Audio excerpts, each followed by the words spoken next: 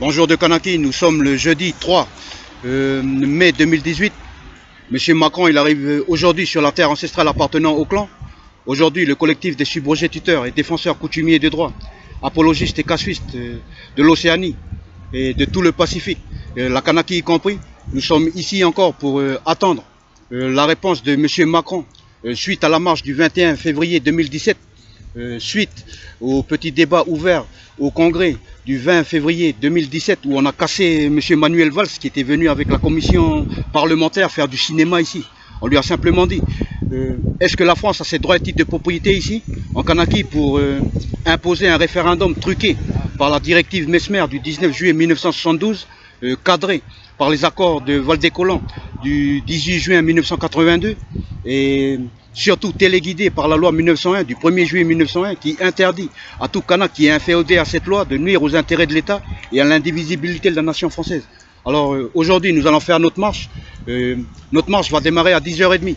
Ensuite nous allons partir du monument américain jusqu'au Ossaria où nous allons faire un meeting muet, un sitting muet, où on va attendre justement que le directeur de cabinet du Ossaria ou le Haussaire ait les couilles de descendre avec la réponse de M. Manuel Valls par écrit, avec à l'intérieur les droits et titres de propriété de la France pour pouvoir faire du business, pour pouvoir implanter son plan d'urbanisme sauvage et illégal ici sur la terre ancestrale que la France n'a pas acheté le 24 septembre 1853. Et à ce propos, le président de la République va arriver ici en Kanaki avec l'acte de prise de possession, qui est un document fallacieux, caduc, nul et non avenu, où il manque 3 éléments constitutifs du droit français, qui sont le sceau de l'empereur, il n'est pas dessus, le tampon du notaire impérial, il n'est pas dessus, le cachet du gouvernement impérial, il n'est pas dessus. Et à partir de ce moment-là, selon la légalité française de 1802, le code napoléonien, tout acte de propriété ou de possession concernant un objet ou une terre doit être authentifié par le tampon du notaire impérial. Et malheureusement, sur ce fameux document fallacieux, ces documents n'étant pas là, ce qui veut dire que tout ce que la France a mis en place au niveau institutionnel, au niveau business, tout ça est frappé de caducité. Normalement, au niveau international, quand une multinationale arrive sur une terre ancestrale indigène, selon les chartes, selon les codes, selon les textes internationaux signés à l'OCDE, qui est l'instance internationale qui régit toute forme de business sur la planète Terre, il faut que la multinationale donne un droit d'entrée, mais pas à n'importe qui. Ici en Kanaki, ceux qui gèrent la terre, ce sont les clans propriétaires terriens, ce sont les 3125 clans Kanak ici.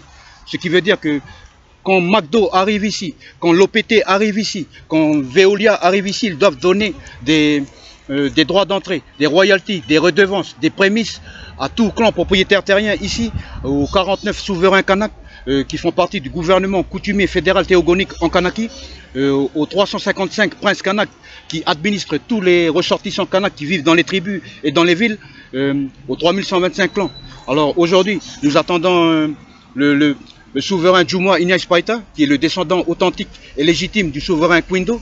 Et il faut rappeler au niveau historique que le souverain Kwindo est le seul grand chef avec ses 15 000 guerriers qui s'est levé ici dans le sud pour taper, pour empêcher la colonisation française d'être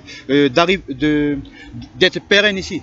Et dans les livres d'histoire français, dans les archives, quand nous avons fait les recherches depuis 2010, il a été acté, il a été écrit par le blanc dit français que la résistance coutumière du grand chef Kwindo a failli arrêter net la colonisation du sud de la Kanaki. Alors le descendant de ce souverain authentique va venir. Ensuite, quand nous allons partir ici à 10h30 pour aller au Ossaria, il y aura une délégation qui va démarrer à 1h à la statue Olry en bas.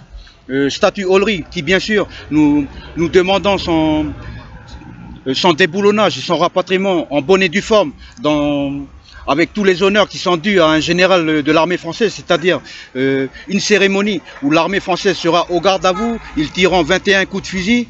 Ensuite, un convoi militaire va convoyer la statue de ce général à Tantouta, direction un Transal. Au moment où le Transal démarre, 21 coups de canon doivent être tirés pour saluer l'honneur de ce général intempestif ici en Kanaki. Ça c'est pour la statue Olry. Mais bien sûr, nous on reste toujours sur le côté, le Kanak est pour la restitution pure et simple de toutes les terres ancestrales volées par la France. Et tant que ce n'est pas fait, la lutte continue ici. Tout ce qui a été signé au niveau politique est frappé de caducité. Parce que le FLNKS n'est pas un clan Kanak, l'UC n'est pas un clan Kanak, le Parti travailliste n'est pas un clan Kanak. Aucun parti politique ne fait partie de la généalogie des clans. Ce qui est vrai pour les partis politiques l'est aussi pour tout syndicat, toute association, toute loge maçonnique ici. Alors nous invitons tous nos souverains kanaks, tous les 49 souverains kanaks, tous les 355 princes kanaks, tous les 3125 chefs de clan kanaks à s'emparer, je dis bien à s'emparer de l'acte de prise de possession que Monsieur le Président de la République, Monsieur Emmanuel Macron va remettre à Monsieur Philippe Germain, président du gouvernement collégial de la COMNC, illégal sur la terre ancestrale kanak.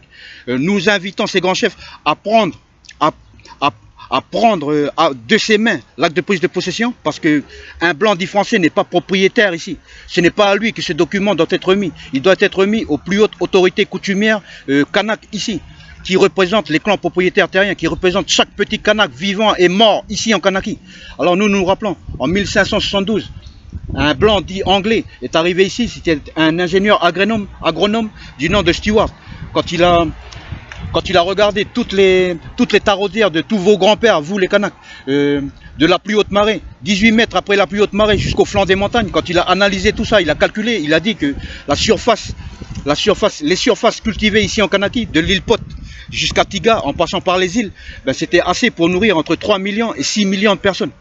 Ça c'était en 1572. À la même époque, là-bas en France, les catholiques français étaient en train de massacrer les catholiques français.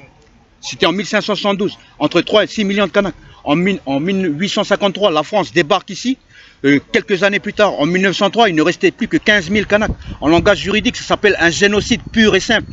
Alors nous invitons les grands chefs à prendre cet acte de prise de possession comme une preuve que la France a volé la terre kanak, et ensuite porter plainte contre l'État, parce que le peuple kanak n'a pas besoin d'un référendum pour savoir qui va être président ici, parce que le peuple kanak n'a pas besoin d'un référendum pour savoir qui va être grand chef. Selon le système de représentation représentative horizontale et verticale kanak, selon les us et usages dans la coutume, chaque kanak est représentatif de son clan, et chaque kanak a le droit de désigner qui est apte à être grand chef. Ce qui veut dire qu'ici, au niveau juridique, au niveau coutumier, au niveau du droit, le kanak n'a pas besoin de voter. Le vote reste et reste une hérésie au droit. Alors nous on attend tranquillement. Je fais cette petite vidéo, c'est juste pour chauffer un peu. On se retrouve tout à l'heure.